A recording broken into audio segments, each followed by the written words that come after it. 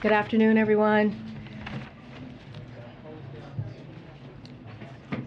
So I'd like to welcome Matthew and Camilla McConaughey to the White House today to speak on an urgent issue our nation is currently facing. You may know Matthew as an actor, but more importantly, he is a father, a native of Uvalde, Texas, and a gun owner.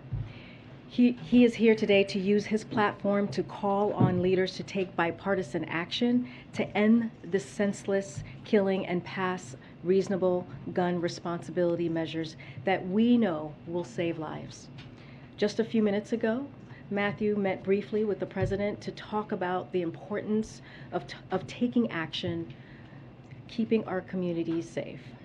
But without further ado, I would like to bring up Matthew. Thank you. Here we go. Thank you. Thank you. Thank you, Camilla. To make the loss of these lives matter. My wife and I, Camilla, we spent most of last week on the ground with the families in Uvalde, Texas. We shared stories, tears, and memories. The common thread, independent of the anger and the confusion and the sadness, it was the same. How can these families continue to honor these deaths by keeping the dreams of these children and teachers alive? Again, how can the loss of these lives matter? So while we honor and acknowledge the victims, we need to recognize that this time, it seems that something is different. There is a sense that perhaps there's a viable path forward. Responsible parties in this debate seem to at least be committed to sitting down and having a real conversation about a new and improved path forward. A path that can bring us closer together and make us safer as a country. A path that can actually get something done this time. Camilla and I came here to share my stories from my hometown of Uvalde. We came here to take meetings with elected officials on both sides of the aisle. We came here to speak to them, to speak with them, and to urge them to speak with each other. To remind and inspire them that the American people will continue to drive forward the mission of keeping our children safe, because it's more than our right to do so. It's our responsibility to do so. I'm here today in the hopes of applying what energy, reason, and passion that I have into trying to turn this moment into a reality. Because as I said, this moment is different. We are in a window of opportunity right now that we have not been in before. A window where it seems like real change can happen. Uvalde, Texas is where I was born. It's where my mom taught kindergarten less than a mile from Robb Elementary. Uvalde is where I learned to master a Daisy BB gun. That took 2 years before I graduated to a .410 shotgun. Uvalde is where I was taught to revere the power and the capability of the tool that we call a gun. Uvalde is where I learned responsible gun ownership. Now, Uvalde called me on May 24th when I learned the news of this devastating tragedy. I had been out of cellular range, working in the studio all day when I emerged, and messages about a mass shooting in the town I was born in began flooding my inbox. In a bit of shock, I drove home, hugged my children a bit tighter and longer than the night before, and then the reality of what had happened that day in the town I was born in set in. So the next morning, Camilla, myself, and the kids, we loaded up the truck and we drove to Uvalde. And when we arrived a few hours later, I got to tell you, even from the inside of our vehicle, you could feel the shock in the town. You could feel the pain, the denial, the disillusion, anger, blame, sadness, loss of lives, dreams halted. We saw ministries, we saw first responders, counselors, cooks, families trying to grieve without it being on the front page news. We met with the local funeral director and countless morticians who hadn't slept since the massacre the day before, because they've been working 24/7 trying to handle so many bodies at once, so many little innocent bodies who had their entire lives still yet to live. And that is there that we met two of the grieving parents, Ryan and Jessica Ramirez. Their 10-year-old daughter, Alethea. She was one of the 19 children that were killed the day before. Now, Alethea, her dream was to go to art school in Paris and one day share her art with the world. Ryan and Jessica were eager to share Alethea's art with us and said if we could share it, that somehow, maybe that would make Alethea smile in heaven. They told us that showing someone else Alethea's art would in some way keep her alive. Now, this particular drawing is a self-portrait, all right, of Alethea drawing with her friend in heaven looking down on her, drawing the very same picture. Her mother said of this drawing, she said, you know, we never really talked to her about heaven before, but somehow she knew. Alethea was 10 years old. Her father, Ryan, this man was steady. He was uncommonly together and calm. When a frazzled friend of his came up and said, how are you so calm? I'd be going crazy. Ryan told him, he said, no, you wouldn't. No, you wouldn't. You'd be strong for your wife and kids, because if they see you go crazy, that will not help them. Just a week prior, Ryan got a full-time line job, stringing power lines from pole to pole. And every day since landing that well-paying full-time job, he reminded his daughter Alethea, he said, girl, Daddy gonna spoil you now. Told her every single night. He said, Daddy's gonna take you to SeaWorld one day.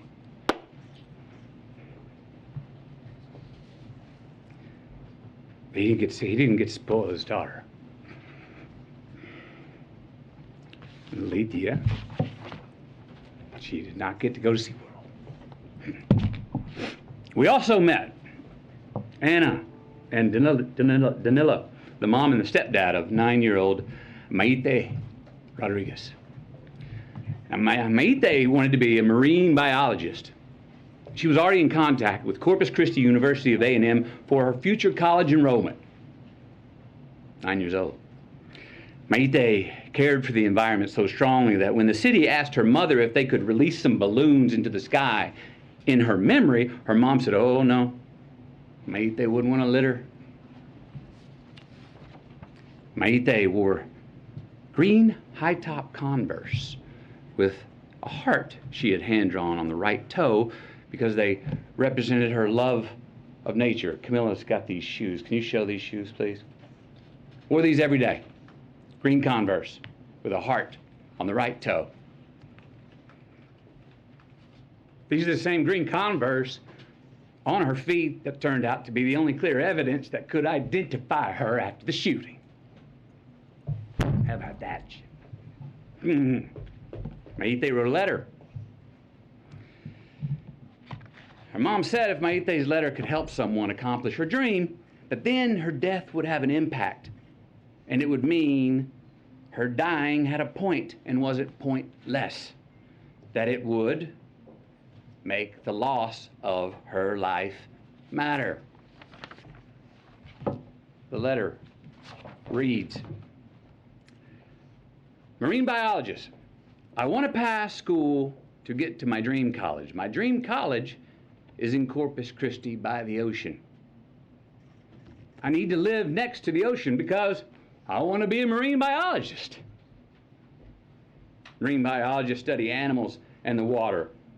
Most of the time I will be in a lab. Sometimes I will be on TV.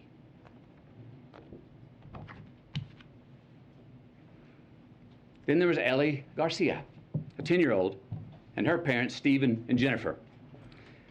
Ellie loved to dance and she loved church. She even knew how to drive tractors and was already working with her dad and her uncle mowing yards. Ellie was always giving of her gifts, her time, even half-eaten food on her plate. They said around the house, we called her the Great Regifter. Smiling through tears, her family told us how Ellie loved to embrace, said she was the biggest hugger in the family. Now, Ellie was born Catholic, but had been going to Baptist church with her uncle for the last couple of years. Her mom and dad were proud of her because they said she was learning to love God no matter where.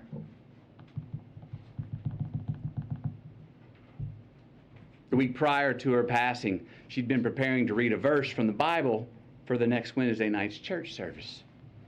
The verse was from Deuteronomy 6:5. And thou shalt love the Lord thy God with all thy heart, with all thy soul, and with all thy might. That's who Ellie was becoming. But she never got to read it. Service on that Wednesday night. Then there was a fairy tale love story of a teacher named Irma and her husband Joe. What a great family this was. This was an amazing family. Camilla and I, we sat with about 20 of their family members in their living room, along with their 4 kids. Kids were 23, 19, 15, and 13. They shared all these stories about how Irma and Joe served the community and would host all these parties, and how Irma and Joe were planning on getting a food truck together when they soon retired. They were humble, hard-working people. Irma was a teacher who her family said went above and beyond and just couldn't say no to any kind of teaching. Joe had been commuting to and from work 70 miles away in Del Rio for years. Together they were the glue of the family. Both worked overtime to support their 4 kids. Irma even worked every summer when school was out. The money she had made 2 summers ago paid to paint the front of the house. The money she made last summer paid to paint the sides of the house. This summer's work was going to pay to paint the back of the house. Because Irma was one of the teachers who was gunned down in the classroom. Joe, her husband, literally died of heartache the very next day when he had a heart attack.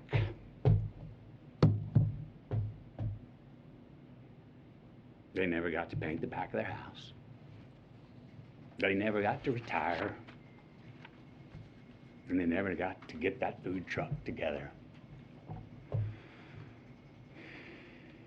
We also met a cosmetologist. She was well-versed in mortuary makeup.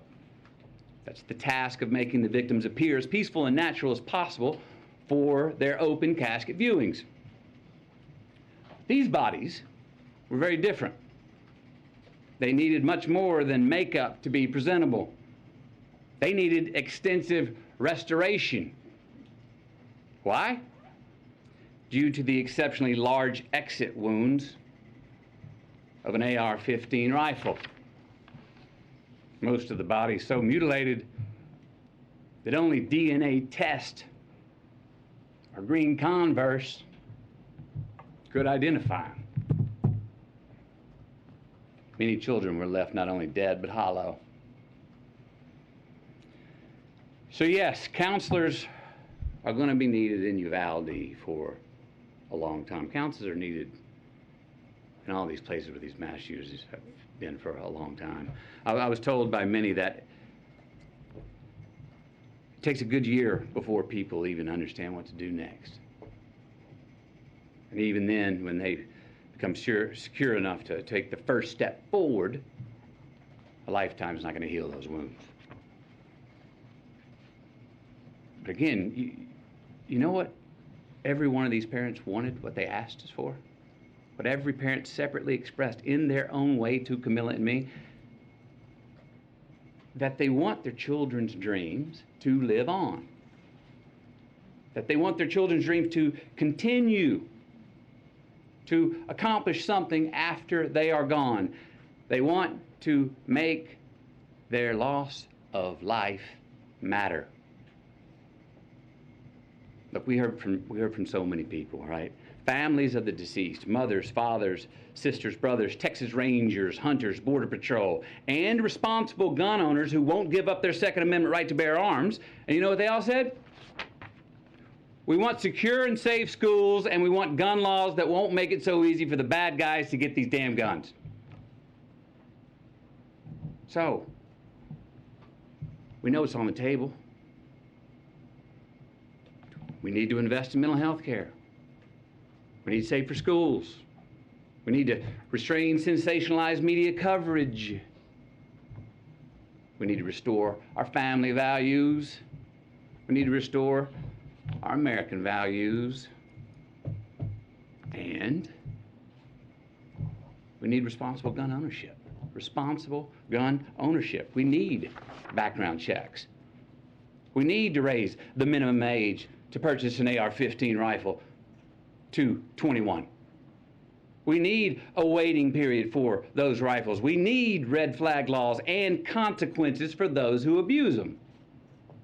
These are reasonable, practical, tactical regulations to our nation, states, communities, schools, and homes. Responsible gun owners are fed up with the Second Amendment being abused and hijacked by some deranged individuals. These regulations are not a step back. They're a step forward for a civil society and the Second Amendment. Look, is this cure-all? Hell no. But people are hurting.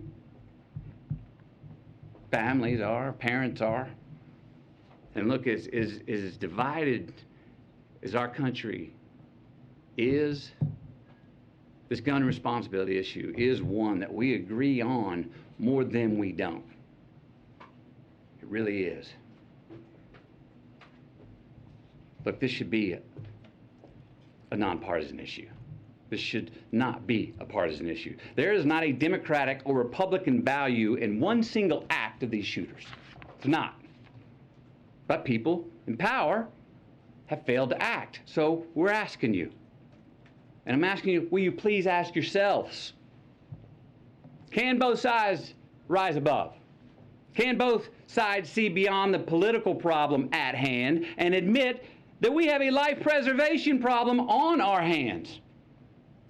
Because we got a chance right now to reach for and to grasp a higher ground above our political affiliations. A chance to make a choice that does more than protect your party. A chance to make a choice that protects our country now and for the next generation. We've got to take a sober, humble, and honest look in the mirror and rebrand ourselves based on what we truly value. What we truly value. We've got to get some real courage and honor our immortal obligations instead of our party affiliations. Enough with the counterpunching.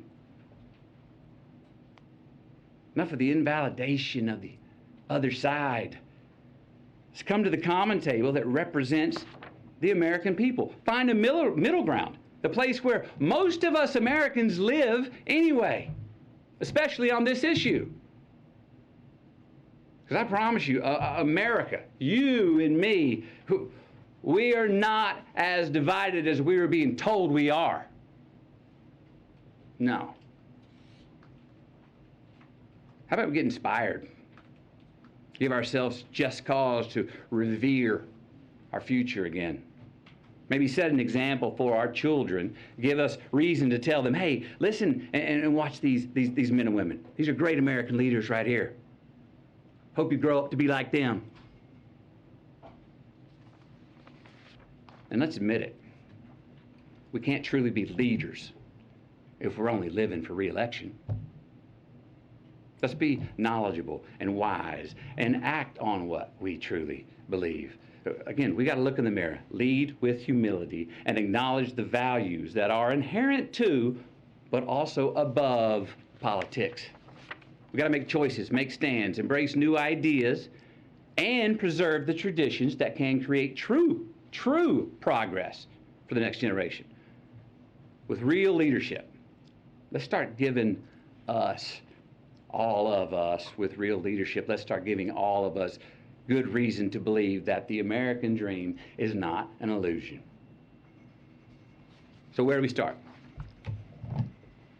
We start by making the right choices on the issue that is in front of us today. We start by making laws that save innocent lives and don't infringe on our Second Amendment rights. We start right now by voting to pass policies that can keep us from having as many Columbine, Sandy Hooks, Parklands, Las Vegas, Buffaloes, and Uvaldes from here on. We start by giving Alethea a chance to be spoiled by her dad.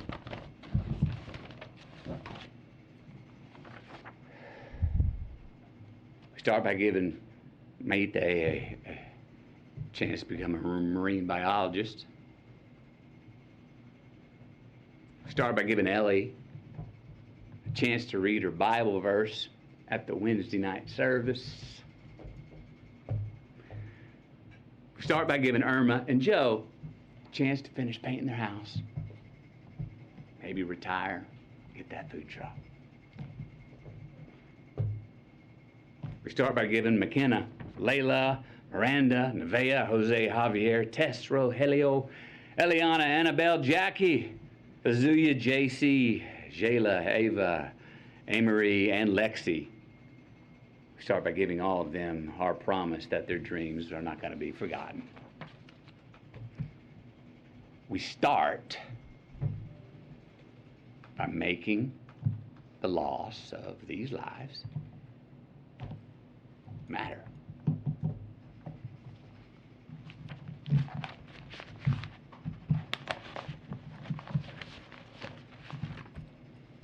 Thank you. Thank you. When he spoke to the president, did he say anything about this? Are the changes that are being discussed enough for you, Mr.